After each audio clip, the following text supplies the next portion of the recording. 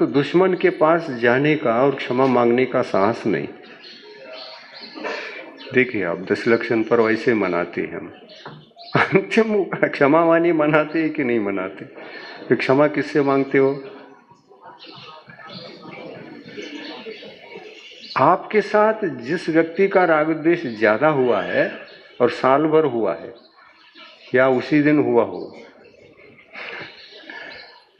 या पीछे कुछ दिनों तक होता रहा हो, क्षमा किससे मांगना चाहिए? हाँ? जिससे राग द्वेष हो चुका है, जानबूझकर वहां जाना चाहिए।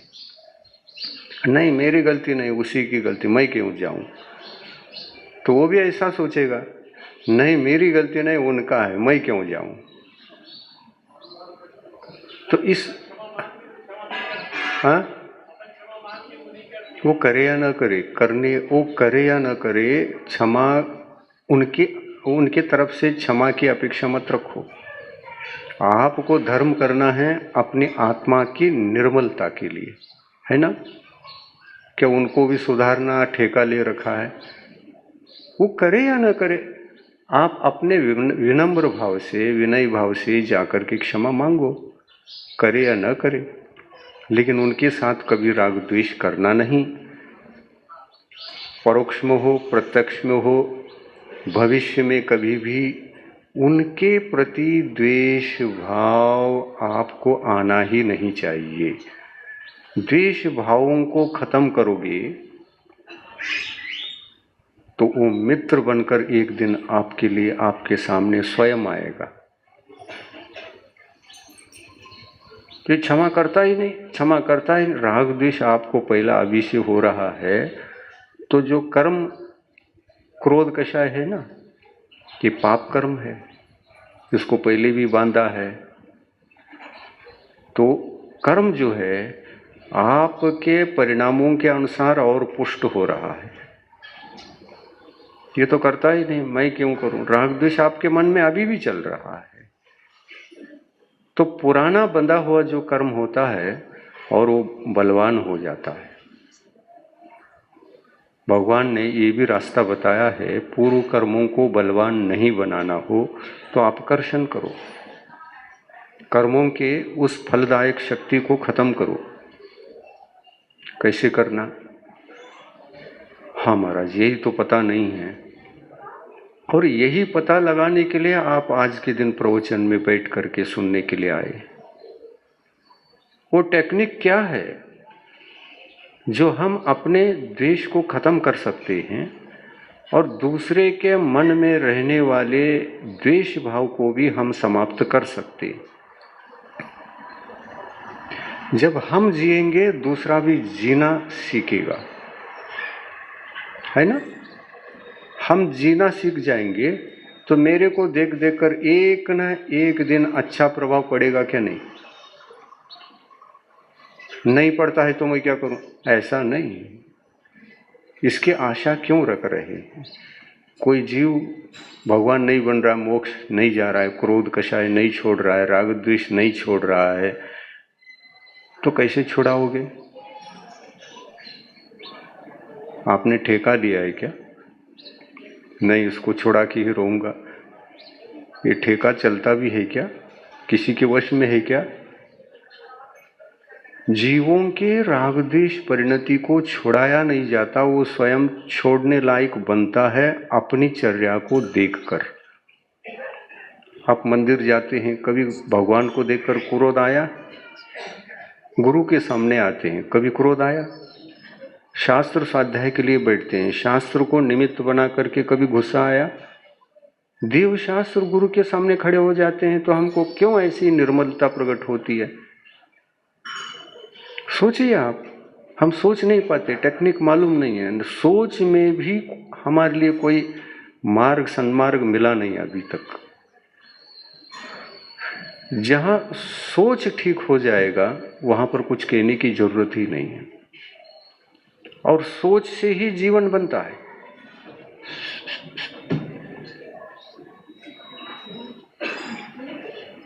सोच से ही जीवन निर्माण होता है।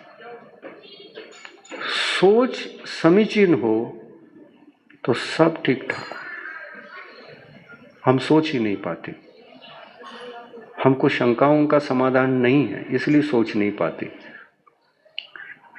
वो जीने की तरीका मालूम नहीं है इसलिए सोच नहीं पाते। और जिनको जीवन को जीने की तरीका का ज्ञान नहीं हुआ है वो अपना कल्याण कैसे करेगा और दूसरे का कल्याण कैसे कर सकेगा। भगवान कहते हैं कि अपने आत्मा को पहले धर्मात्मा बनाओ। धर्मात्मा बनाने का अर्थ ये नहीं कि मंदिर जाओ, दर्शन करो, पूजन करो और लौट जाओ, ये धर्म नहीं। धर्म 10 प्रकार के होते हैं। अंतरंग के विकारी भावों को त्याग कर मुझे कैसे जीना होता है, ये टेक्निक सीखना बहुत जरूरी है। और सीखो, गुरु के माध्यम से सीख मिलती है, उसको प्रैक्टिकल करो, जी के देख लो। विगत दिनों से प्रवचन सुन करके कई लोगों का जीवन बदल रहा है कि नहीं बदल रहा है? महाराज जी के वचन याद आते रहते हैं कि नहीं? जिनको पाप से भय है, आत्म कल्याण करने की जिज्ञासा है, तो हमको जीना कैसे चाहिए, किस समय क्या कैसे विचार करना चाहिए और रास्ते को खुद ही प्रशस्त बनाकर आगे कैसे बढ़ना चाहिए, ये सीख मिल रही है। सब लोग सुन रहे हैं, आप लोग ही नहीं सुन रहे हैं बल्कि बहुत सारे लोग सुन रहे हैं। ये जीवन जीने की शांतमय, सुखमय, आनंदमय जीवन जीने का एक टेक्निक है, उसको सीखना पड़ेगा। सीखे बिना तो आएगा नहीं। वो चर्चा किए बिना, शंका समाधान किए बिना, उसके पीछे लगे बिना वो जीवन जीने की शैली कदापि नहीं आ सकती। मुझे शांति नहीं मिल रही है तो वो टेक्निक क्या है शांति मिल सके, इसको समझना आवश्यक है कि नहीं? आवश्यक है। तो इसकी चर्चा करो, इसका स्वाध्याय करो, उसके पीछे पढ़ो। आत्म कल्याण की जिज्ञासा के साथ साथ आप समर्पित होकर के अपने लिए कुछ करो। हम शांत हैं तो दुनिया शांत है, हम ही अशांत है तो अशांत को देख करके वो भी अशांत हो जाएगा। हम रो रहे हैं तो दुनिया को भी रुला सकते हैं, और हमारा रोना अज्ञान के कारण से है। आपको देख करके वो भी रोने लगा। हम रो रहे हैं तो दुनिया रो रही है, हम शांत हैं तो दुनिया शांत है। किसी शांत महाराज को देख करके आप रोते हैं? आपको राग द्वेष इत्यादि कभी पैदा होते हैं? देखिए, जैसा सामने निमित्त मिलता है वैसे हमारे भाव भी उत्पन्न होते हैं। आपके भाव बहुत अच्छे हैं लेकिन समर्पित भाव नहीं है। आप कुछ बनना चाहते हैं ऐसा कुछ नहीं लगता। प्रति समय जो आप जी रहे हैं उसमें आप अपने को बनाने के लिए कुछ प्रैक्टिकल कर रहे हो, ऐसा कुछ आपके पास नहीं है। जब दुख की घड़ियां आती हैं तब आप अलर्ट होते हैं इसके लिए क्या करना चाहिए। प्यास लगने पर हम कुआं खोदते हैं, कुआं पहले खोद करके नहीं रखते। प्यास लगी कि अब पानी ढूंढो। तो ये जीवन जीने की तरीका है क्या? दुख हुआ तो भगवान याद आएंगे, दुख हुआ तो शांति का मार्ग ढूंढेंगे, ये अच्छा है। या सुख का मार्ग पहले ही खोज करके रखें, चिंतन करके, खोज करके, चर्चा करके, जो करना पड़े एक बार करके उसको शाश्वत बना करके रखेंगे, ये अच्छा है। या कष्ट आने पर सुख का मार्ग ढूंढना अच्छा है? सोचिए आप, ये छोटी छोटी बातें हैं लेकिन बहुत बड़ी बातें हैं। यही हम जी नहीं पा रहे हैं और फिर हर साल दशलक्षण पर्व मनाते हैं, हमारा जीवन बन नहीं पा रहा है। दुख दर्द परिवार के बीच में जो हमारे समस्याएं हैं वो हल नहीं हो पा रही है। जीवन जा रहा है, मनुष्य पर्याय खत्म होनी जा रही है। एक एक साल व्यतीत हुआ, एक एक साल व्यतीत हुआ, उम्र बहुत बड़ी हो गई, लेकिन जीवन जीने की कला हमारे जीवन में साकार नहीं हो पाई।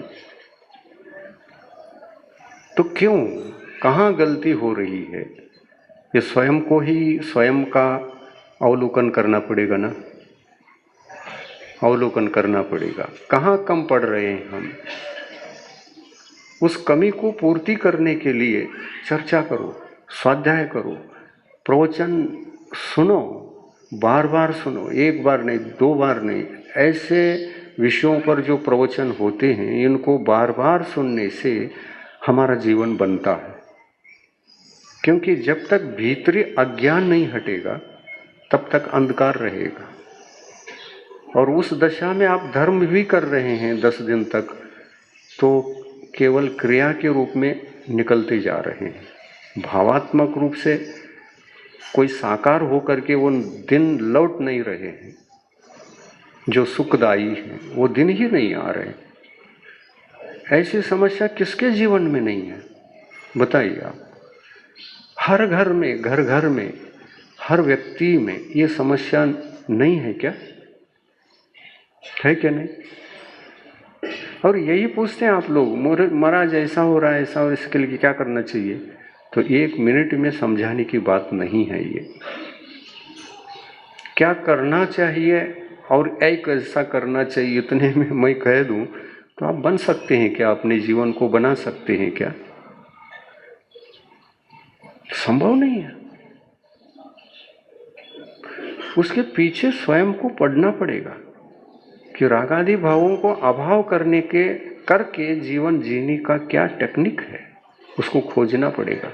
और उसकी खोज में बार बार प्रवचन सुनने पड़ेंगे, ऐसे प्रवचन 10 लक्षण के, और बहुत ध्यान से सुनना पड़ेगा। क्या बताया जा रहा है ऐसा भी मैं प्रैक्टिकल जीवन जी करके देख सकता हूँ क्या? मेरे पास वो कैपेसिटी है क्या? मेरे पास वह युक्ति है क्या? मैं कर सकूंगा क्या? ये चिंता भीतर से होना चाहिए, तो शांति सुख मिलता ही है। जिसको ये चिंता रहती है वो लगा रहता है स्वाध्याय के पीछे, चर्चा के पीछे, प्रवचनों के पीछे लगा रहता है। और लगना बहुत जरूरी है, लगे बिना तो कुछ होता ही नहीं। और लगने पर क्या होता है? कुछ नहीं होता है। आपके पास जीवन जीने के संबंधित जो अज्ञान था वो अज्ञान हटता है, ज्ञान आता है, आपका जीवन प्रकाशित होता है और प्रकाश में आप जीना प्रारंभ कर देते हैं। अज्ञान को ही हटाने के लिए ये सारे के सारे प्रवचन होते रहते हैं। भगवान ने भी उपदेश दिया तो क्यों दिया? संसारी जीवों के अज्ञान को हटाने के लिए दिया, या ऐसा ही खाली थे, भगवान बने थे, लोग आते हैं तो कुछ सुनाना चाहिए, ऐसा? फालतू नहीं है, भगवान फालतू नहीं बोलते। भव्य जीवों का कल्याण हो हो हो हो। मुझे जैसा सुख मिला है वैसे सबको सुख मिले। मुझे जैसा केवल ज्ञान हुआ है सब के लिए वही दिव्य ज्ञान प्रकट हो। पहला क्या किया उन्होंने? सर्वप्रथम खुद ने केवल ज्ञान प्रकट कर लिया। अपूर्व, अक्षय, अनंत काल तक जरा भी डैमेज न होने वाला सुख, कभी छूटने वाला जो सुख है कभी नहीं छूट सकता, ऐसा सुख स्वयं खुद ने पहला प्राप्त किया। और खुद बन गए तभी दूसरों को वो बना पाए। हम खुद तो नहीं बनते लेकिन दूसरे को बनाना चाहते हैं, ये टेक्निक गलत है। मैं क्षमावान बनने से पहले तुमको क्षमा कर देना चाहिए, तुम्हारे बाद मैं क्षमावान बनूंगा। तो ये आग्रह है, ये आग्रह टेक्निक में बाधक है। वो जो विधि है विधिवत ही जाना पड़ेगा ना। आप शांत नहीं हैं तो दूसरे को शांत बना सकते हो क्या? बना के बताओ। प्रैक्टिकल जीवो प्रैक्टिकल करो और बना के बताओ। संभव है? स्वयं को शांत होना ये अनिवार्य है, पहले अपने आप को बनाना ये अनिवार्य है, या अपन तो बने नहीं और दूसरे को क्षमावान बना रहे हैं, विनयशील बना रहे हैं, शिक्षा दे रहे हैं? ये संभव है? कभी संभव नहीं है। भगवान ने कौन सा काम पहले किया? अरे खुद का काम करने के लिए तो उन्होंने दिगंबर दीक्षा ली। मैं जब तक शांत नहीं होऊंगा, दूसरे को शांति का मार्ग कदापि 3 काल में दे नहीं सकूंगा। स्वयं को वीतराग बनाया, स्वयं को केवल ज्ञानी बनाया, सर्वदृष्टा सर्वदर्शी बनाया, और उनका संकल्प था, घर छोड़ते समय, घर को त्याग करते समय ही संकल्प था, मैं पहले खुद बन जाऊं साहूकार, फिर बाद में सबको साहूकार बना सकता हूं। भगवान भी जन्म के साथ साहूकार नहीं थे। साहूकार कौन? वो ज्ञान की अपेक्षा से साहूकार कौन है, इसको देखोगे तो केवली भगवान ही तो साहूकार है। ज्ञान संपदा अक्षय अनंत के रूप में किस आत्मा में हुआ करती है? भगवान के पास है या सामान्य संसारी देहधारी जीवों के पास है? ना, भगवान के पास है ना। भगवान ही महाज्ञानी रहते हैं, और महाज्ञान उत्पन्न होने के बाद तो निश्चिंत रहो, ज्ञान जिनके पास है उनको राग द्वेष हो ही नहीं सकता, गारंटी। सबसे बड़ी संपत्ति इस दुनिया में अगर कुछ है तो ज्ञान है। जिसके पास ज्ञान है वो कभी दुखी हो ही नहीं सकता। उनके जीवन में कोई समस्या, उनको सताने वाली समस्या सामने नहीं आ सकती। आप हमको देख रहे हैं, कभी हमको पकड़ो, 24 घंटे अलर्ट रहो मुझे पकड़ने के लिए।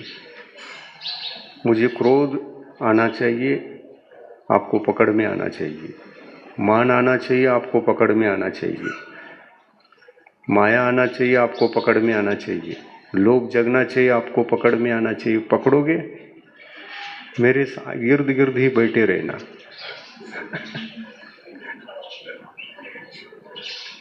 पकड़ो, मुझे पकड़ के बताओ। पकड़ोगे, गिफ्ट में मैं क्या दूं? चिंतन करके दे दूंगा। मुझे पकड़ के बताओ। महाराज, आपको इस समय द्वेष हुआ था, गुस्सा आया था, हम देख रहे थे, बड़े दुखी थे, महाराज जी को क्यों गुस्सा आ रहा है? और गुस्सा आता है तो फिर दशधर्म कहाँ है उनके पास? और महाराज की पूजा के लिए तो हम आए हैं। आप क्रोध को अर्घ्य चढ़ाओगे क्या? क्षमा को अर्घ्य चढ़ाओगे? हैं? साधु बनने के बाद हमारा जीवन अगर शांत नहीं हुआ है तो हम साधु नहीं हैं।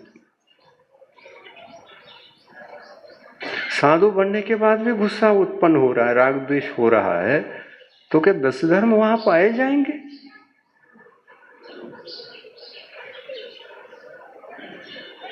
एक उत्तम क्षमा भी जहां झलकता है वहां द्वेष नहीं रहेगा, वहां लोभ नहीं रहेगा, वहां किसी भी प्रकार से छल कपट आदि भाव भी दिखाई नहीं देंगे। वो जो कुछ भी साधक करता है वो खुद के लिए करता है, वो दूसरे के लिए कुछ करने का प्रयास ही नहीं करता। दूसरा उनके सामने आता है तो वो अपनी तरह से उनको देखता है।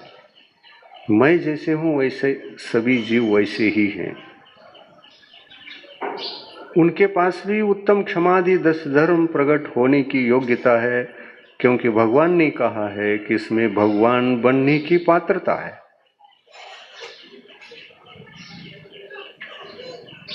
ये मार्ग बहुत सुखदायी मार्ग है। सवाल इतना ही है कि हमारा अज्ञान हटे। हम अज्ञानमय भावों से जीते हुए अज्ञानी रहकर सुख का इंतजार कर रहे हैं तो कभी सुख मिलने वाला है ही नहीं। ज्ञान बढ़ाओ, चिंतन बढ़ाओ, हर पल टेक्निक खोजने के पीछे पड़ो। मैं शांत कैसे हो सकता हूँ, शांत कैसे हो सकता हूँ, हर समय चिंतन करो। एक दिन ऐसा आएगा चिंतन करते करते कि मैं बहुत गलत हूँ, दुनिया ठीक है, दुनिया ठीक है, मैं गलत हूँ। आप अपने को ही दोषी ठहरा कर अपने बारे में ही केवल चिंतन करना प्रारंभ करोगे। दूसरे को दोष देना त्याग ही दो। और ये प्रवृत्ति सब में अत्यधिक प्रवृत्ति रहती है। कोई जिम्मेदारी उठाता है, खुद का दोष होते हुए भी खुद नहीं मान रहा है। नहीं, आप अपने आत्मा के अंदर ये अवलोकन करके देखिए, मेरे दोषों को कभी मैंने स्वीकार किया है? स्वीकार नहीं किया। मेरे दोषों को हटाकर मेरे गुण को मैं अपनाना चाहता हूं। क्या ये विचार बहुत समय तक कभी आए? नहीं आए। तो दूसरा गलत है कि हम गलत हैं? सोचिए, हम कहाँ भूल कर रहे हैं? शांति की इच्छा होते हुए भी शांति नहीं मिल रहे, ये भूल कौन सी हो रही, कहाँ से हो रही है? गाड़ी चल रही है, टायर भी ठीक है, कोई कांटा भी नहीं चुभा है, फिर भी हवा कहाँ से निकल रही है? ट्यूब अंदर है, उसमें कोई फॉल्ट है। टायर बिल्कुल ठीक हो, लेकिन भीतर का ट्यूब में पंक्चर है तो हवा तो जाएगी। ये शरीर टायर है, आत्मा ट्यूब है। प्रति समय हवा जा रही है और हवा जाते हुए देख करके भी हम स्वीकार नहीं करते, मैं निर्दोषी हूं और तुम दोषी हो। निर्दोषी व्यक्ति कभी भी अपने आप को मैं निर्दोषी हूं इसको सिद्ध करने के लिए नहीं जाता, और जाता है तो वो गलत है, टेक्निक ठीक नहीं है। अपने आप को निर्दोष साबित करने के लिए क्या जरूरी है? आप कहते हैं हाँ जरूरी है, नहीं तो हमको ऐसे ही थोपते जाएंगे, ऐसे ही थोपते जाएंगे। नहीं थोपेंगे, आप उनको बुलाइए, पूछिए। आप में लघुता है तो आप निर्दोष हैं, लघुता ही नहीं है तो आप निर्दोष नहीं हैं। अगर आपके ऊपर किसी ने दोषारोपण कर दिया तो घबराइए मत। आप यदि ठीक हैं तो अपनी जगह ठीक हैं, और ठीक यदि हैं तो आप में लघुता भी होती है कि नहीं होती? ठीक व्यक्ति के पास अहंकार होता है क्या? अपने आप को बहुत बड़ा समझता है,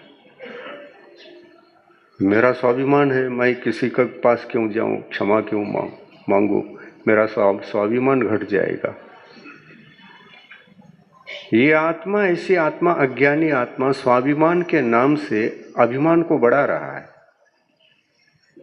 अभिमान कषाय है, वो स्वाभिमान के रूप में दिखाई दे रहा है, लेकिन वो स्वाभिमान नहीं, अभिमान है। और इसलिए ये प्रवृत्ति जा नहीं पाती कि हम किसी से क्षमा मांगे, हम किसी के सामने लघु हो जाएं, हम किसी के प्रति विनयशील हो जाएं। ये भाव नहीं आते, और नहीं आ रहे हैं तो कहीं टेक्निक में गलती है।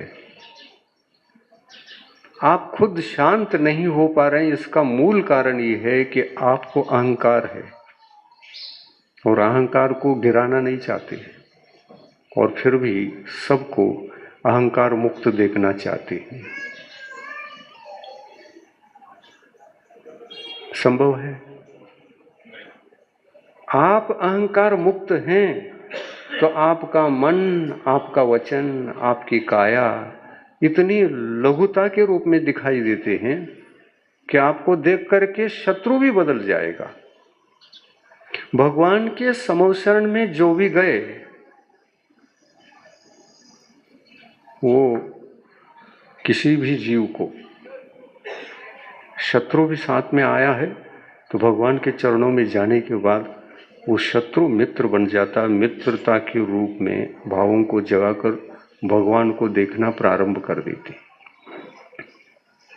भगवान की मुद्रा को देख करके ही शत्रुता को भूल जाते। आपने सुना, पढ़ा भी होगा शास्त्र में।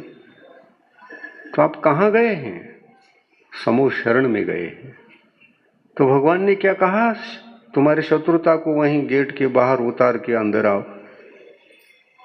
नहीं, भगवान ने तो नहीं कहा। लेकिन भगवान के मुख मुद्रा को देखते ही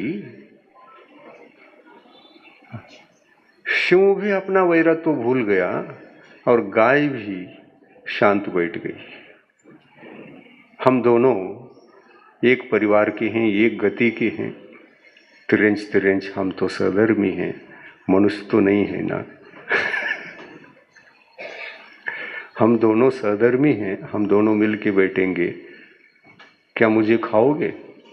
अरे भाई क्या बात करते हो, भगवान बैठे हैं और तुमको हम खाएं?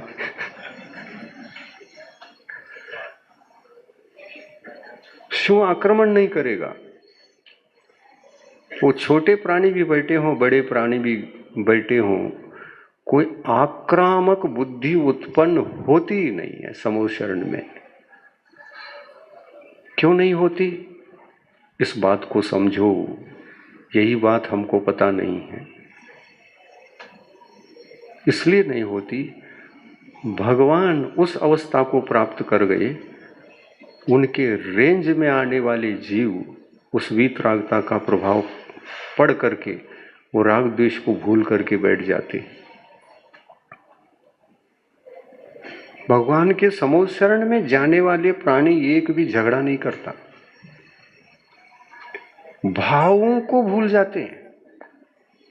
न अहंकार होता है, न क्रोध होता है, न माया होती है, न वस्तु के प्रति लोभ होता है। वो भूल करके बैठ जाते हैं।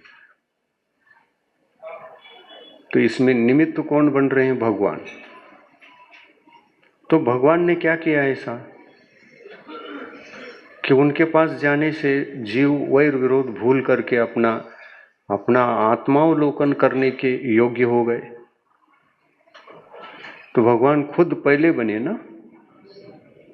आप भगवान बनोगे तो आपके पास, आपके रेंज में आने वाले भी भगवान बनने की पात्रता हासिल कर लेंगे। इसलिए स्वयं की आत्मा को ज्यादा से ज्यादा सुधारना है। दुनिया को सुधारने के पीछे मत पड़ो। सुधर जाएंगे, चिंता मत करो। पहले खुद तुम आत्मा को सुधारो, वीतराग बन जाओ, राग द्वेष से मुक्त हो जाओ। और ऐसे व्यक्ति के सामने कोई गुस्सावान, वैर विरोधी, विरोध शत्रु भी आ गया तो आप झगड़ नहीं रहे तो वो झगड़ेगा क्या? बोलो ना। आप झगड़ नहीं रहे, शांत बैठे हैं और आपकी आंखें, आपकी प्रवृत्ति ये बोल रही है जैसे कि शत्रु को देखने के बाद मित्र ही आ गया हो तो प्रसन्न हो करके बैठे हैं आप। शत्रु को देखने के बाद भी आप प्रसन्न हैं तो शत्रु आपके साथ झगड़ने के भाव को जगा सकेगा क्या? उनकी शत्रुता गिर जाती है। उनकी शत्रुता गिर जाती है और वो समझने लगता है ये झगड़ना ही नहीं चाहता तो मैं क्यों झगड़ूं। आज ये तो प्रसन्न दिख रहा है, उनके साथ झगड़ू कैसे? तो अपनी मुख मुद्रा को पहला आप ऐसे बनाइए कि भगवान जैसे दिखो आप उनके लिए, शत्रु के लिए। उसकी चिंता मत करो, ये क्षमा करेगा या नहीं करेगा, धर्मात्मा बनेगा या नहीं बनेगा, ये मतलब आप धर्मात्मा बनकर खड़े हो जाओ। जैसे मित्र के आने पर प्रसन्नता होती है आपको, शत्रु आने पर भी प्रसन्न रहने की कला सीखो। और ये प्रैक्टिकल करके देखना पड़ेगा। आपको साहस नहीं है इसलिए नहीं हो पाता। क्यों? मेरा स्वाभिमान है, मैं नहीं जा सकता। गलती उनकी है, वही आ जाए और क्षमा मांगे तो मैं क्षमा कर दूंगा। है ना? यही प्रवृत्ति हमारी है। तो ये टेक्निक में बाधक है, ये गलत टेक्निक। वो आने वाला नहीं, आप सुधरने वाले नहीं।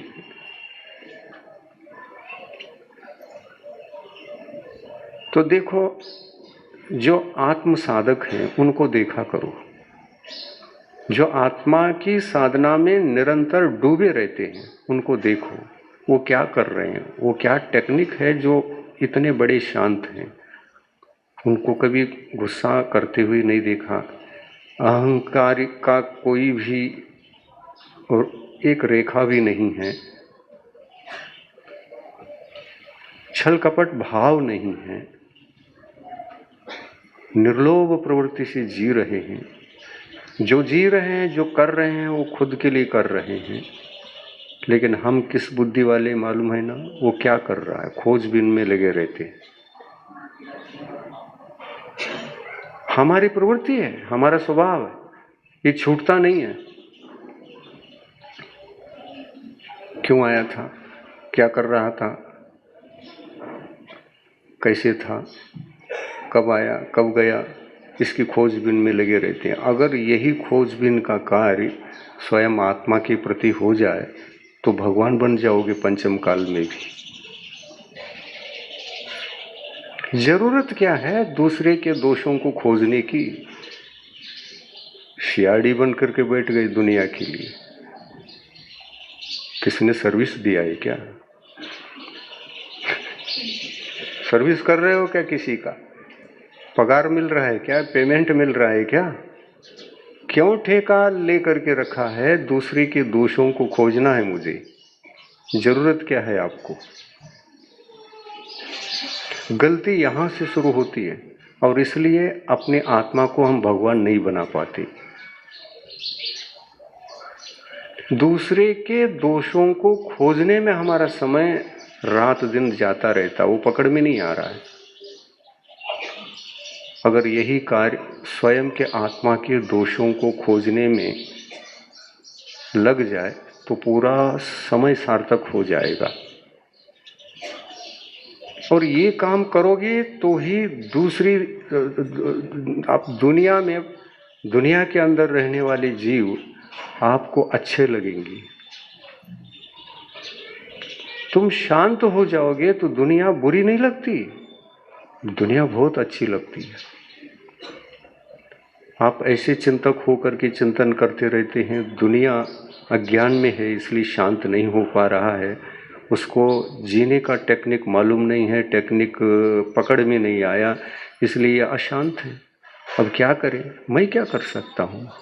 मैं दुनिया का कर्ता धर्ता नहीं हूँ कहकर शांत रहता है। और वह इतना सामर्थ्यवान होता है आत्मा कि दुनिया कुछ भी करे, एक सेकंड के लिए भी राग द्वेष आदि भावों को स्पर्श नहीं करता, क्योंकि उन्होंने अपने जीवन में सावधान किया है अपनी आत्मा को एक ही बार में कि कैसा भी संकट आ जाए तुमको हिलना नहीं, द्वेष जगने नहीं देना है, अहंकार जगने नहीं देना है, लोभ जगने नहीं देना है। तो ये आत्म साधना है। दुनिया के पीछे तुम पड़ोगे तो कुछ मिलने वाला नहीं है। किसी का सर्विस कर रहे हो क्या? सीआईडी पद को लेकर के बैठे हो, क्या फायदा है इससे?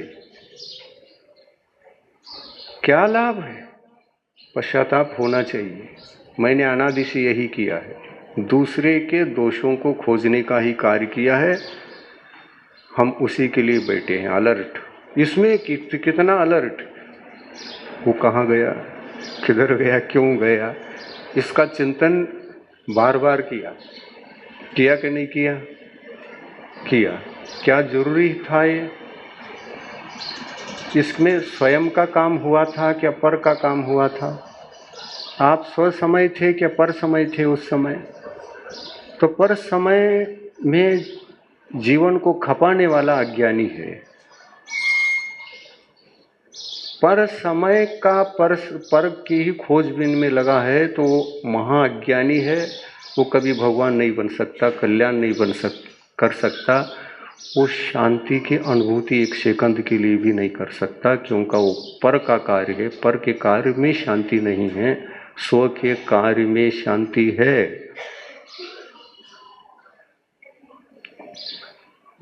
दृष्टि बदलनी चाहिए, चिंतन की शैली बदलनी चाहिए, आचार विचार बदलने चाहिए, तब कहीं जाकर के आप टेक्निक को हासिल कर सकते। हम अपने अस्तित्व को खोना नहीं चाहते। हम जो हैं हम बहुत अच्छे हैं, आप गलत हो, हमारी जैसी जीना चाहिए आपको। आप थोपने जा रहे हैं, मैं ठीक हूं तुम गलत हो, हम थोपने जाते हैं। प्रति समय देखिए, आप अंतरंग परिणामों को टटोल के देखोगे तो हम यही मिलेंगे। मैं बहुत अच्छा हूं और किसी ने कुछ कहा तो गुस्सा आता है। अच्छे व्यक्ति को गुस्सा आना चाहिए क्या? यदि आप गुणवान हैं, सद्गुणी हैं, तो गुस्सा क्यों आ रहा है ना? सोचने योग्य बात है कि नहीं है? तो हम यहीं फेल हैं, इसलिए बन नहीं पा रहे। और जब तक हमारा जीवन शांत नहीं बनेगा, राग द्वेष मुक्त नहीं बनेगा, तब तक अशुभ कर्मों का बंध रुकेगा नहीं है।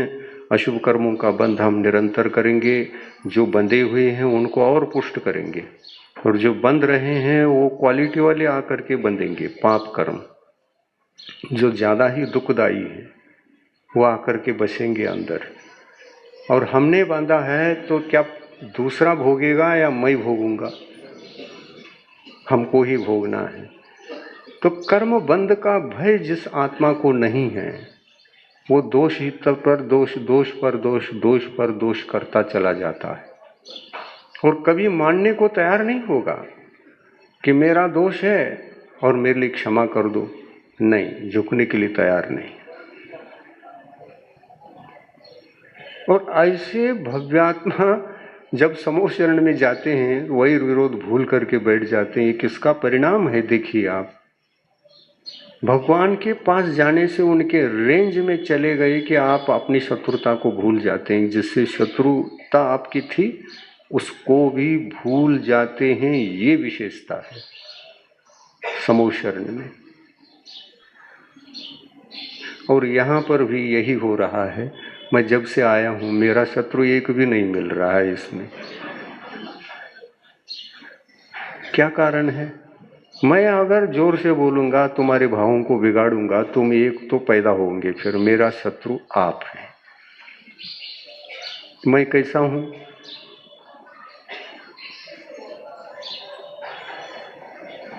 अरहंत भगवान तो नहीं हूँ, लेकिन अरहंत भगवान बनने का टेक्निक हासिल करके रखा हूँ, बनूंगा एक दिन।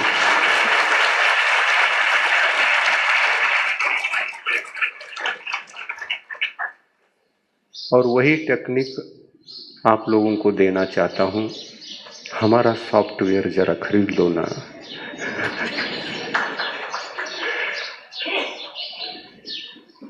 कहाँ उलझे हो, क्यों उलझे हो?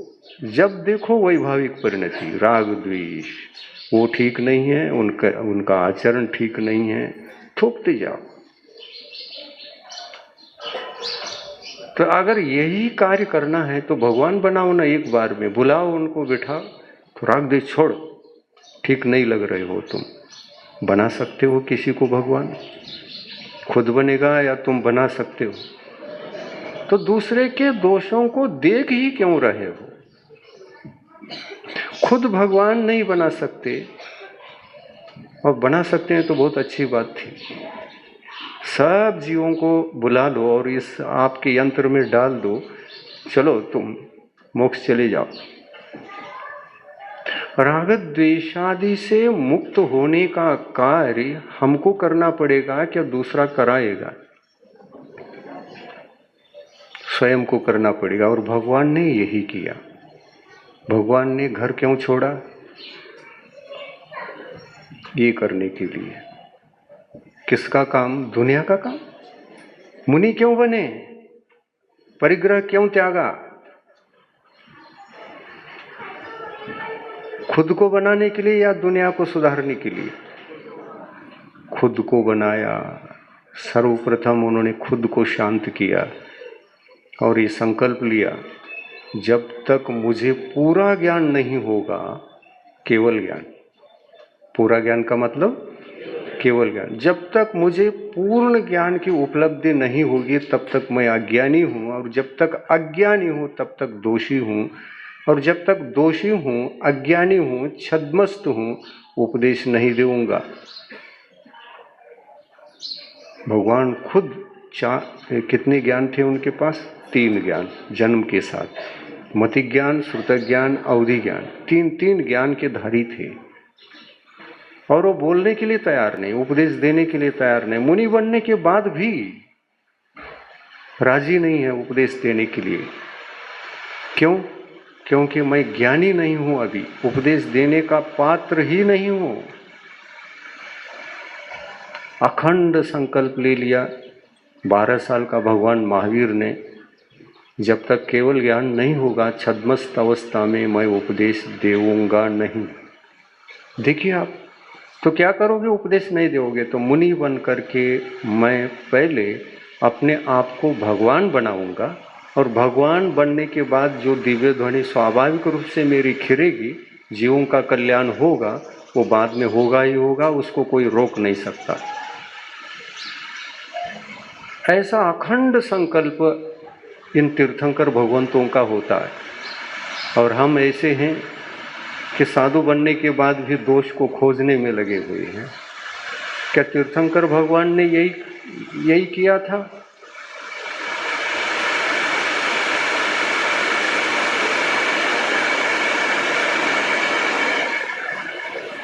कंपटीशन करने वाला आ गया ऊपर।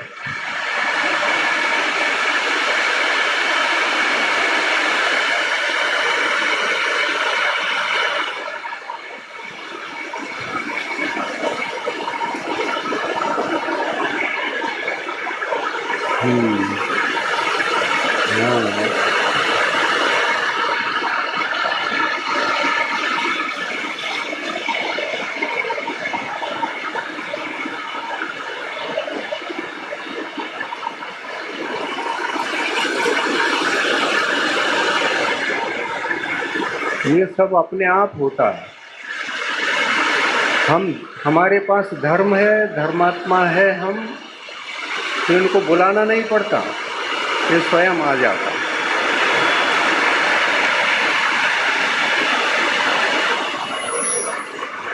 निसर्ग भी हमको साथ देता है,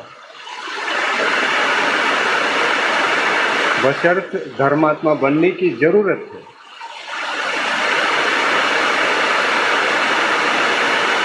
देखो ना, ज्यादा ही कंपटीशन करके बता रहे, ऊपर से भी कंपटीशन, नीचे से। हाँ बस अपनी ताकत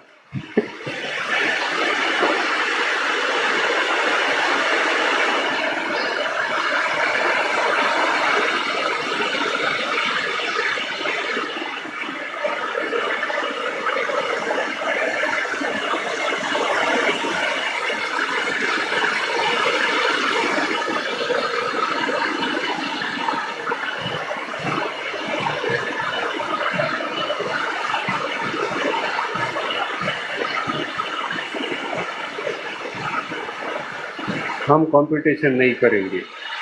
तुमको करना हो करो, और तब तक हम शांत रहते हैं। हमको कोई राग द्वेष नहीं है, आप बरसो, बाद में मैं बरस जाता हूँ।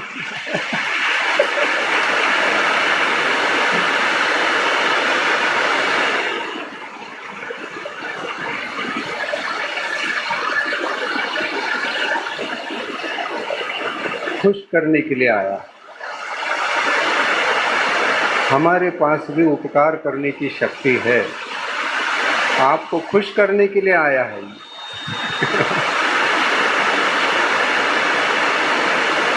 ये बता रहा है कि निसर्ग को भी समझो, निसर्ग में भी कुछ शक्ति पावर होती है, वो ऐसी होती है। उदाहरण बन करके आया है, क्योंकि तुम धर्मात्मा हो, मैं आऊँगा ही आऊँगा, तुम्हारा परमिशन लेकर के नहीं आऊँगा। जब कभी भी आऊँगा तो उपकार करके ही जाऊँगा मैं। देखो आप, उपकार कर रहा है। किसान दुखी था, सुखी होने लगा। किसान दुखी रहता है, लेकिन किसान अगर धर्मात्मा हो तो इसको बुलाना नहीं पड़ता, ये ऑटोमेटिक आता है। किसान शांत है, किसी का शत्रु नहीं है, न निसर्ग का शत्रु, न दुनिया के किसी व्यक्ति का शत्रु, वो धर्मात्मा कहलाता है।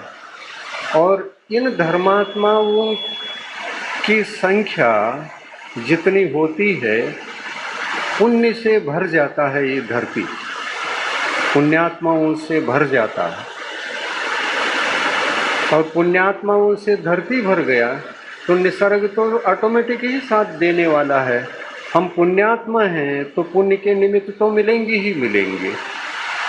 ये वर्षा, ये बरसात जो हमारे लिए सुख देने वाला है, हमारे पुण्य के वजह से है, दूसरा कोई कारण नहीं है। और ये जीवन की सत्यता है। दुनिया में सबसे बड़ा सत्य सिद्धांत यही है, हम पुण्यात्मा है तो निसर्ग कहता है चिंता मत करो, मेरा निवास तो पुण्यात्माओं के भीतर ही होता है।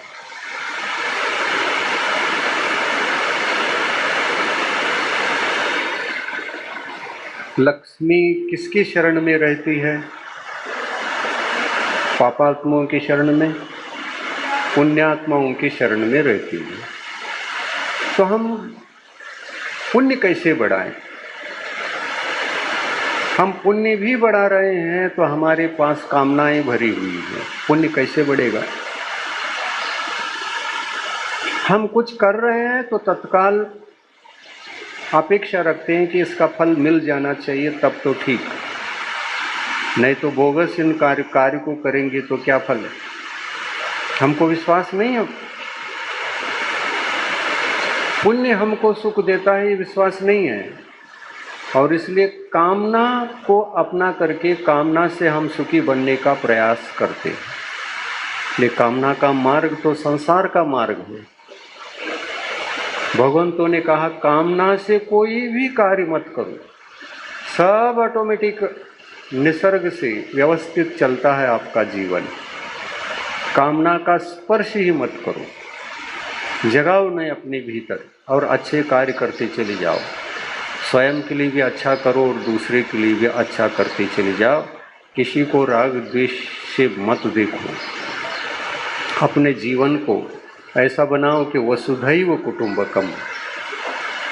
इस धरती पर जितने भी जीवात्माएं हैं ये मेरे परिवार के हैं, और मेरे परिवार के हैं तो मुझे लड़ना चाहिए क्या?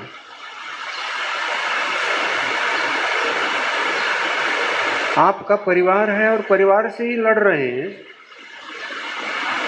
तो परिवार द्रोही कहलाएंगे आप। आप जिस देश में जन्म ले चुके हैं उस देश के प्रति ही आप अपकार के भाव, कष्ट के भाव, उसको कष्ट मिले मुझे सुख मिले, ये सोचोगे तो देशद्रोही हो गए ना। ये देशद्रोह देश के लिए द्रोह नहीं है, ये पहले तो हमारे लिए, हमारे प्रति ही द्रोह है, बाद में उसके लिए है। किसी के ऊपर संकट लाने के जो भाव होते हैं, लोग कहते हैं ना कि ये मैं अच्छा बनना चाहता हूँ, कोई अच्छे बनने नहीं देता, पैर पकड़ के खींच लेता है। तो पैर पकड़ करके खींच रहा है तो चाहता क्या है वो? इसका सुख, इसके सुख के दिन मिटे और दुख के दिन आ जाएं, और मैं जैसे दुख का जीवन जी रहा हूँ, मेरे समान का जीवन ये जिए। ऐसा व्यक्ति कभी अपने जीवन को सुखमय बना सकता है, शांतिमय बना सकता है? दूसरे को सुख देने की बात ही दूर, लेकिन खुद के ऊपर ही खुद वह उपसर्ग कर रहा है, खुद का ही शत्रु बनकर बैठा हुआ है। यह अज्ञान भाव बहुत बड़ा अज्ञान भाव है। दूसरे को अनिष्ट सोचने से पहले अनिष्ट किसका होता है इधर ध्यान नहीं जाता अपना। जाता है नहीं, दूसरे का अनिष्ट करना हो तो पीछे पड़ जाते हैं आप उसके, और खुद का क्या नुकसान हो रहा है इस तरफ ध्यान नहीं जाता,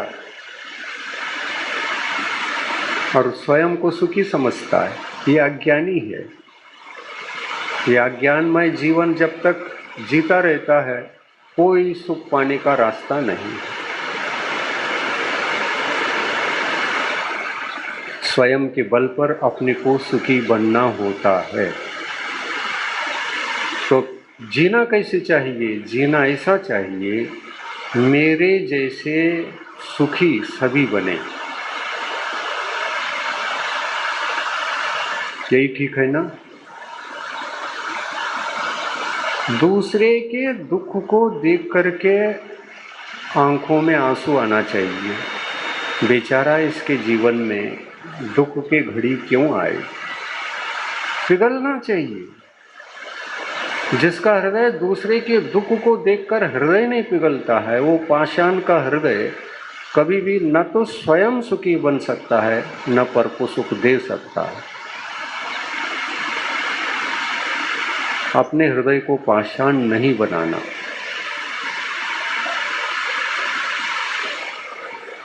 मिट्टी तो बनाओ, पाषाण नहीं बना, कठोर मत बनाओ अपने हृदय को। मिट्टी बनाओ, मृदु माटी बनाओ, वो भी अच्छा है। लेकिन इससे भी ज्यादा कुछ है तो नवनीत बनाओ। नवनीत का मतलब मक्खन। मक्खन बनाओ, मक्खन बन करके जियो। दूसरे के दुख को अपना दुख है ऐसा समझो।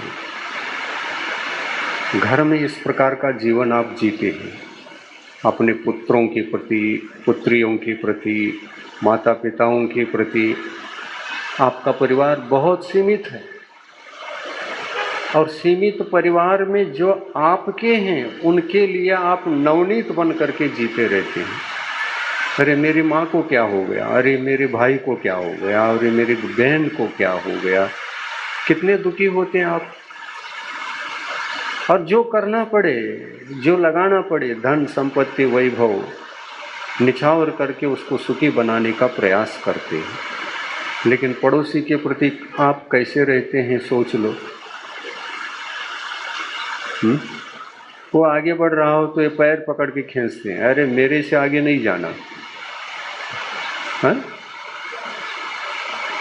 पाप कमाने का रास्ता सबसे बड़ा रास्ता, और अधिक से अधिक पाप कमाने का रास्ता यदि कोई है तो यही है। स्वयं के परिवार के प्रति करुणा भाव, दया भाव है, लेकिन पड़ोसी परिवार के प्रति कोई करुणा भाव, दया भाव हमारे पास नहीं है। तो हमारी जीवन जीने की जो शैली है, टेक्निक है, ये बहुत बड़ा गलत है। और इस गलत टेक्निक के साथ जीते हुए कभी हम धर्मात्मा कहला नहीं सकते।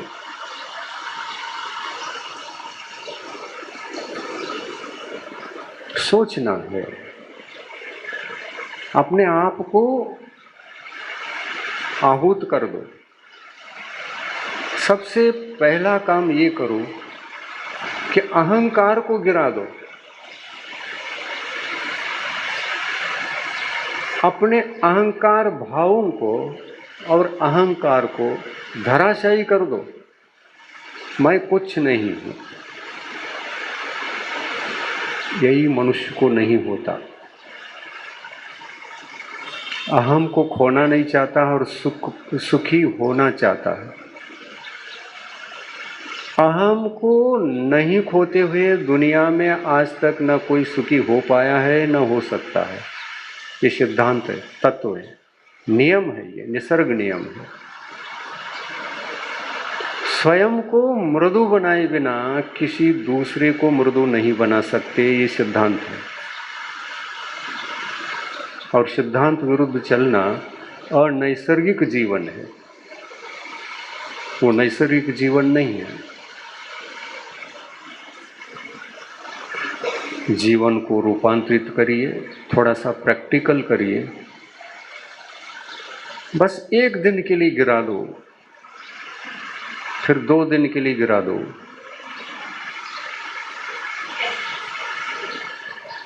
और गिराया है और किसी ने आपका अपमान करने के लिए, आपकी इज्जत को लुटाने के लिए आ गया, तो शांत बैठे रहना, बोलना नहीं। महाराज ये कठिन नहीं, वो हमारे सामने आकर के अपमानित कर रहा है और चुपचाप बैठो कह रहे हैं, तो हमको तो और लूटेगा वो। यही विचार आता है ना, मैं चुप बैठूंगा तो और करेगा। तो इसलिए उसका शस्त्र, उसके लिए भी एक एटम बॉम्ब तैयार करके रखते हैं। यदि ऐसा करेगा तो मैं इसको फोड़ ही दूंगा। और फोड़ने के बाद क्या समस्या हल होगी? सोचो, आपको अपमानित कर रहा है तो अपमानित करने वाले के ऊपर आप क्या करोगे? गुस्सा करोगे और क्या करोगे? अरे मेरा अपमान करते हो, गुस्सा करोगे ना। और ये गुस्सा करना क्या चीज़ है? ये आपका एटम बॉम्ब है, उसको फोड़ोगे। उसने एक बार गुस्सा किया तो गुस्से से ही डराने के लिए आप 10 बार गुस्सा करोगे। तो शांति पाने का रास्ता, टेक्निक ये है, या उस गुस्से को सहन करना ये है? सोचिए आप, महान आत्माओं ने क्या किया है, विगत इतिहास को भी याद करो। पार्श्वनाथ भगवान के ऊपर भी संकट आया था, क्या किया था आपको पता है। लेकिन पार्श्वनाथ को, पार्श्वनाथ की जीवनचर्या को आप समझ नहीं पाए। भगवान पार्श्वनाथ पर 7 दिन तक लगातार कमट ने उपसर्ग किया। क्या पार्श्वनाथ भगवान के मन में ये भाव उपजे कि आने दो, इस कमट को देख लेता हूं? द्वेष जगा? हैं? आपके भीतर क्यों जगता है? आप पार्श्वनाथ भगवान के भक्त हैं क्या? क्या है? तुमको द्वेष जगता है तो आप पार्श्वनाथ भगवान के भक्त हो ही नहीं सकते। पार्श्वनाथ भगवान को देखकर पार्श्वनाथ के जीवन को जी रहा है, वो पार्श्वनाथ भगवान का आराधक है, भक्त है, पूजक है, अर्चक है।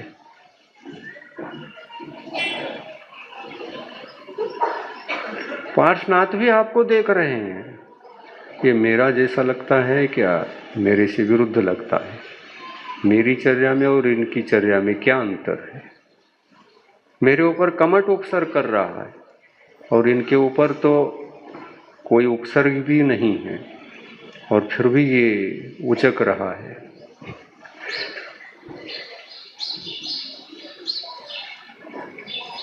पार्श्वनाथ का ही दर्शन करने के लिए उनके पास चले गए, पर आपने पाया कि मुझे भगवान का दर्शन करने के लिए बाधा पहुंचा रहा है, छोड़ नहीं रहा मेरे पीछे। गुस्सा करोगे कि नहीं करोगे? मंदिर जा रहा हूं, क्या गलत कर रहा हूं? गुस्सा करोगे कि नहीं करोगे? क्या ये गुस्सा करना अनिवार्य है? ऐसा गुस्सा करने से कोई रास्ता मिलेगा? नहीं। मौनम सर्वत्र साधनम। उस समय क्या करना चाहिए? मौन धारण करना चाहिए और अपने कार्य से च्युत नहीं होना चाहिए। वही कार्य करो जो आप करना चाहते।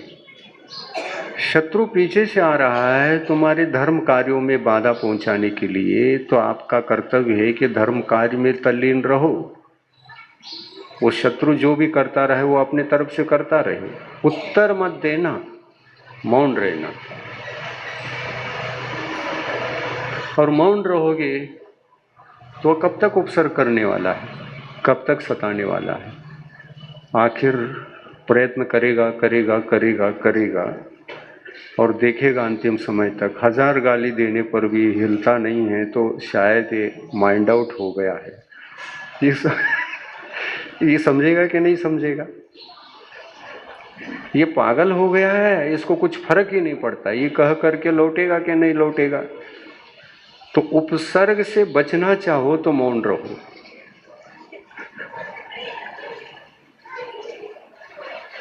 उनके देने वाले कष्टों से आप बचना चाहते हैं तो मौन रहो, या तो उनको देखकर मुस्कुराओ। जैसे कि मेरा मित्र ही आ गया, आपको मारने के लिए भी आ रहा है, तो उसको आओ आओ गले लगाना था, आप मिले नहीं थे बहुत दिन से, वो मारेगा आपको? प्रयोग तो करो। टेक्निक दे रहा हूं, प्रयोग करके जी करके तो देख लो।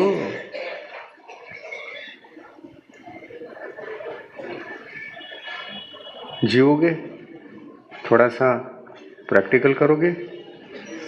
अगर ये प्रैक्टिकल करना शुरू कर दोगे ना, आज का उत्तम क्षमा धर्म आपके जीवन में साकार हो गया।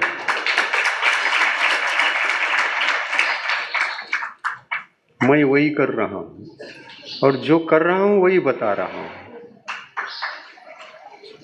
तुम कभी भी आ जाओ, सपने में भी उठ करके तुम आ करके मुझे हिला के देख लो कि महाराज के पास गुस्सा आता है क्या नहीं।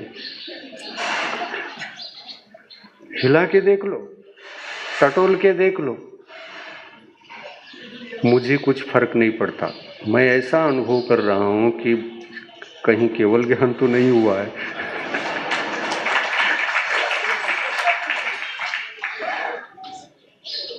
और विश्वास इसलिए नहीं होता कि केवल ज्ञान होता तो मैं लोकालोक को सब प्रत्यक्ष देख लेता। केवल ज्ञान अभी नहीं हुआ है, लेकिन ऐसी कैसी दशा बन गई है आपकी? इसलिए बन गई, हमने ठान लिया है किसी पर द्वेष करना ही नहीं, बल्कि सभी जीवों को मित्र बना करके ही चलना। वसुधैव कुटुंबकम इसको कहते हैं। यदि धरती पर रहने वाले प्रत्येक प्राणी को अपना मित्र समझते हो, कुटुंबी समझते हो, तो आपको गुस्सा आने का सवाल ही नहीं उठता। ऐसा जीवन बना लिया है। ये संकल्प शक्ति का परिणाम है और कुछ नहीं। ये व्रत है जो आजीवन रूप से ले रखा है, और व्रतों को दोष लगाना ठीक नहीं है ना।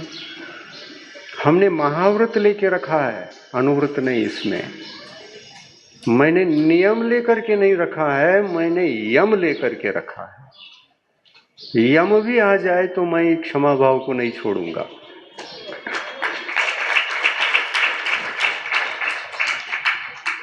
यम को भी मैं उत्तर दूंगा। तुम आ गए, धन्यवाद। बैठना चाहो बैठो, देखना चाहो देखो, लौटना चाहो लौटो। आपके साथ हमारा सदा मित्रता रहेगी। आप अपने कुटुंब के हो, हे यमराज आ जाओ, कभी भी आओ, कभी भी जाओ, मैं जैसा हूँ वैसा ही बन करके आओ या नहीं बन करके आओ, मुझे कोई विकल्प नहीं है। आओ, आ रहे हो तो स्वागत, जा रहे हो तो विदाई।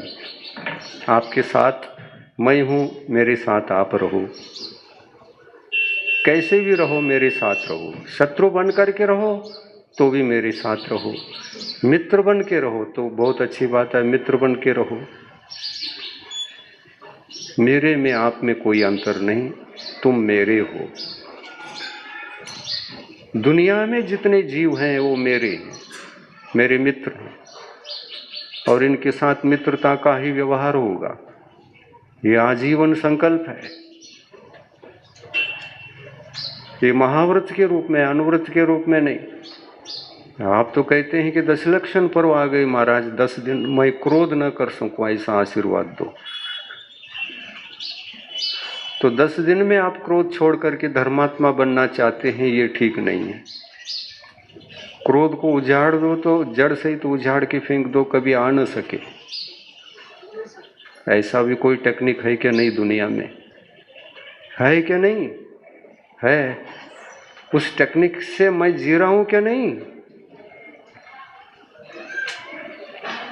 तो विशेषता ये है कि मुझे केवल ज्ञान नहीं है और मेरे पास 25 के 25 प्रकृतियां आत्मा में क्रियाशील हैं, कार्यशील हैं। कर्म कितने हैं? मौनी कर्म 25 है ना? वो मेरे को नहीं है क्या? है। भगवान को 25 में से एक भी नहीं है। अब 25 में एक भी मोहनी कर्म भगवान में नहीं है, वो क्षय को प्राप्त कर चुके हैं, इसलिए वो शांत हैं, वो राग द्वेष कर ही नहीं सकते। जिन्होंने चारित्र मोहनी को जीत ही लिया है तो वो कर ही नहीं सकते किसी हालत में। उनका निसर्ग नियम बन गया कि मैं क्रोध आदि भावों को जगा ही नहीं सकता, जगाने की क्षमता ही खत्म हो गई है। ये तो भगवान की परिस्थिति है, लेकिन मेरी परिस्थिति तो ऐसा नहीं है। मेरे पास 25 के 25 प्रकृतियां सत्ता में बैठी, एक का भी मैंने क्षय नहीं किया है। लेकिन हमने ऐसी टेक्निक ढूंढ लिया है, सॉफ्टवेयर ढूंढ लिया है, आविष्कृत किया है। हे भगवान, आप कर्मों को उजाड़ करके फेंक करके आप वितरागी बने, लेकिन कर्मों के उदय होते हुए भी मैंने आजीवन व्रत ले लिया है कि मैं कभी किसी पर द्वेष नहीं करूंगा। ये महाव्रत मेरी रक्षा कर रहा है। ये टेक्निक है, ये टेक्निक है और यही करना पड़ेगा सबको। मिलो, सबको मित्र बनाओ, परस्पर में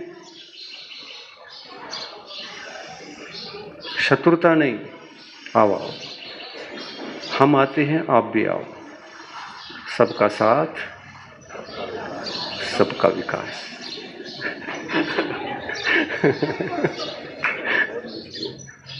आओ, मैं साहस दे रहा हूं, आओ।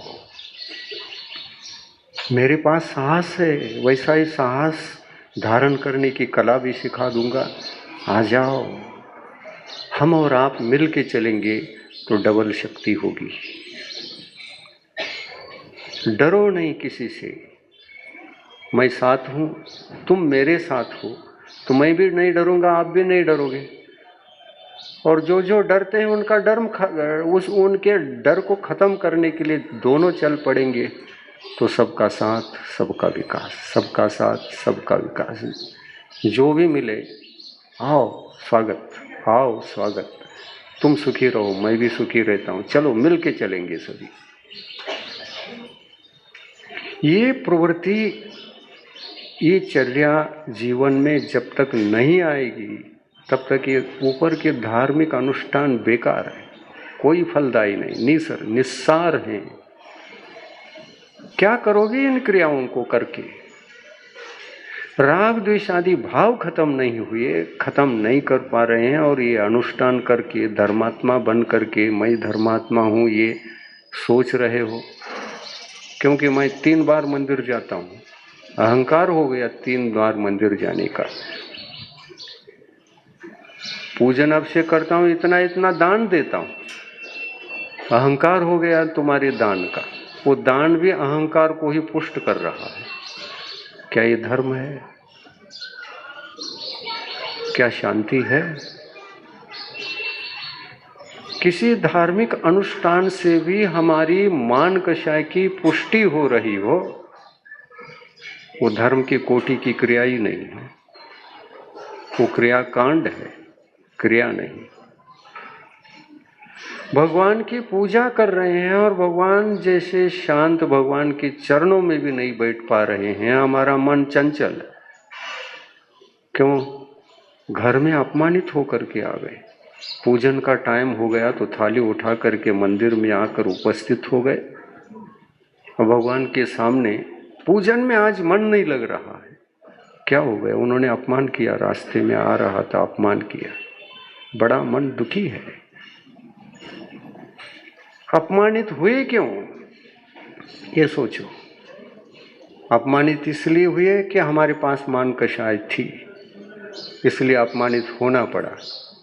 और अगर काश ऐसा होते आप उस क्षण में कि मैंने तो मान कषाय को गिरा डाला है और भगवान की पूजा के लिए अब जा रहा हूं, तो क्या वो अपमानित होते आप? टेक्निक है। आपके पास मान होगा तो अपमान निश्चित होगा। आपके पास मान होगा और मान कषाय को धक्का लगा तो क्रोध आएगा ही आएगा। इस प्रकार का जीवन हमारा अज्ञानमय जीवन है और इसके लिए हमको क्या करना चाहिए? ऐसा जो बार बार प्रश्न आता है और साधु संतों के चरणों में जाकर आप इसका मार्ग खोजना चाहते हैं, तो ये 2 मिनट का काम नहीं है। आपको इस टेक्निक को सीखने के लिए समय लगेगा और विदिशा का चातुर्मास इसी के लिए मिला है हमको और आपको। हम ये सोच रहे हैं, ये समझ रहे हैं, अरे 11:15 बज गया, अब तो क्षमा मांगनी पड़ेगी।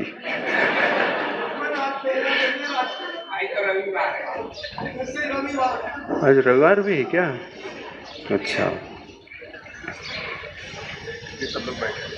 इसलिए सब लोग बैठे।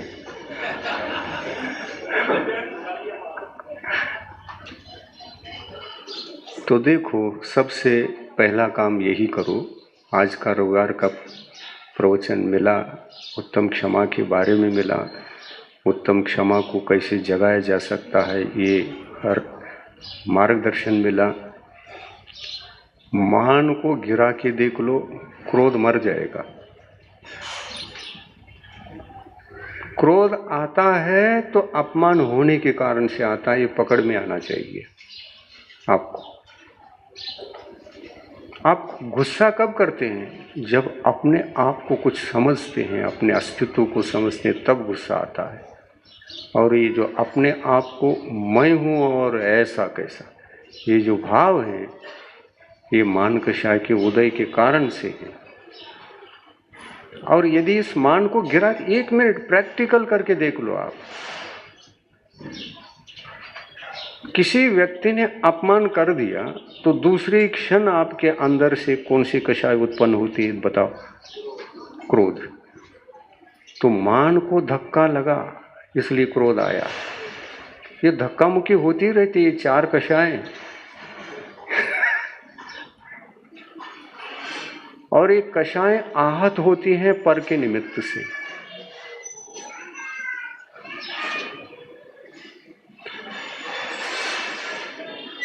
आप धनवान हैं, आपको उधार समझकर आपका ही नौकर थोड़ा सा पेमेंट बढ़ाओ ना, विनयशील होकर के पूछ रहा है और आपने कुछ नहीं किया, आनाकानी कर दिया। वो भी प्रतीक्षा करता है, दूसरी दिन भी प्रार्थना करके देख लेता है, आप ध्यान नहीं देते। तीसरे दिन प्रार्थना करता है, ध्यान नहीं देते। क्यों नहीं ध्यान नहीं दे पा रहे? क्योंकि हमारे पास लोभ है, हम पेमेंट बढ़ाना नहीं चाहते, हमको परोड़ता नहीं है, मुझे भी जीना है और आपको भी देखना है। ठीक है, आप भी जी रहे हैं, लेकिन लोभ कषाय है कि नहीं? क्या उदारता आई? क्या दया आई, करुणा आई? तुम इतने संकट में हो तो चलो थोड़ा सा बढ़ा लेते हैं। ये दया भाव आ गई क्या? नहीं आई। क्यों नहीं आ रही? कि ये लोभ कषाय है, हम दया करना नहीं चाहते, ये लोभ कषाय है। और ये लोभ कषाय प्रभावित होती है कब? देखिए आप, वो बार बार और पूछ रहा है, थोड़ा सा और बढ़ा लो, तो आपके लिए वो प्रतिकूल समझ में आया। अब प्रतिकूल समझ में आया तो उस लोभ के पश्चात कौन सी कषाय जागृत होगी? बार बार सता रहा है, बार बार पूछ रहा है, गुस्सा करोगे कि नहीं करोगे? तो लोभ है इसलिए क्रोध आ रहा है, मान है इसलिए क्रोध आ रहा है, माया है इसलिए क्रोध आ रहा है। और सबसे पहले तो इस धर्म की यात्रा में आपको क्रोध न आने के लिए क्या करना पड़ेगा? आज का उपदेश इतना ही है कि क्रोध नहीं करना चाहते हैं तो मान को गिराओ, माया को गिराओ और लोभ को गिराओ, क्रोध आएगा ही नहीं। ये टेक्निक है। और जीना, अनुभव लेना और उसमय होने का, अपने आप को उसमय करने का यदि ये प्रयास, ये प्रयत्न जारी रहेगा तो फिर एक न एक दिन आप ऐसे दिखोगे जैसा मैं हूँ।